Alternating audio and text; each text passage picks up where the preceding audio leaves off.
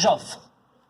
Aux armées, au moment où s'engage une bataille dont dépend le sort du pays, il importe rappeler à tous que le moment n'est plus de regarder en arrière. Tous les efforts doivent être employés à attaquer et refouler l'ennemi. Une troupe qui ne peut plus avancer devra coûte que coûte garder le terrain conquis et se faire tuer sur place plutôt que de reculer. Dans les circonstances actuelles, aucune défaillance ne peut être tolérée. Caporal Henri Floch. Ma bien chère Lucie, quand cette lettre te parviendra, je serai mort fusillé. 6 ont été condamnés à mort, dont moi. Je ne suis pas plus coupable que les autres, mais il faut un exemple. Cyril Ducry.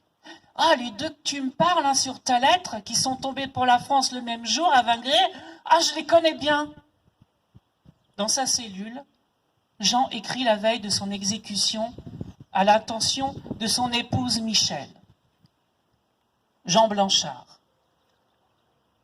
Ma chère bien-aimée, je suis dans la position la plus terrible qui puisse exister pour moi, car je n'ai plus longtemps à vivre, à moins que Dieu, par un miracle de sa bonté, ne me vienne en aide. Le 25 novembre, à la nuit, étant dans une tranchée face à l'ennemi, les Allemands nous ont surpris et ont jeté la panique parmi nous dans notre tranchée. Nous nous sommes retirés dans une tranchée arrière et nous nous sommes retournés reprendre nos places presque aussitôt. Résultat, une dizaine de prisonniers à la compagnie, dont un à mon escouade. Pour cette faute, nous avons passé aujourd'hui soir les quads au conseil de guerre. Et hélas, nous sommes 6 pour payer pour tous. Au revoir là-haut, ma chère épouse. Caporal Henri Floch. Je meurs innocent du crime d'abandon de poste qui m'est reproché. Si au lieu de m'échapper des Allemands, j'étais resté prisonnier, j'aurais encore la vie sauve. C'est la fatalité. Jean Blanchard. Adieu, ma Michel. Adieu, ma chérie.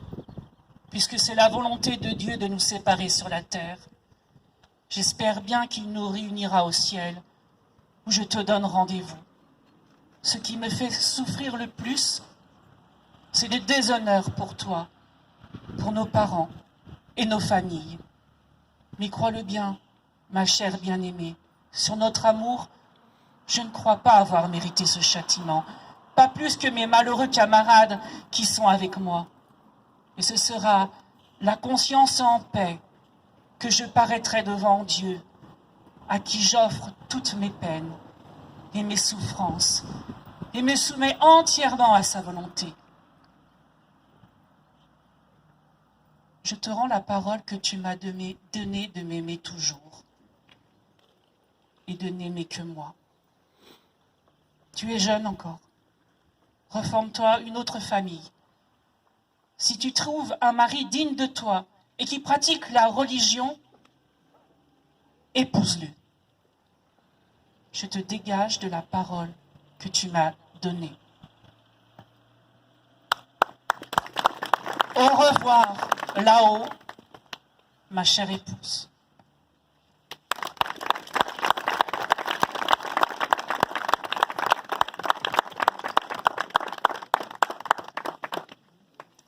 Bon, merci bien à tous les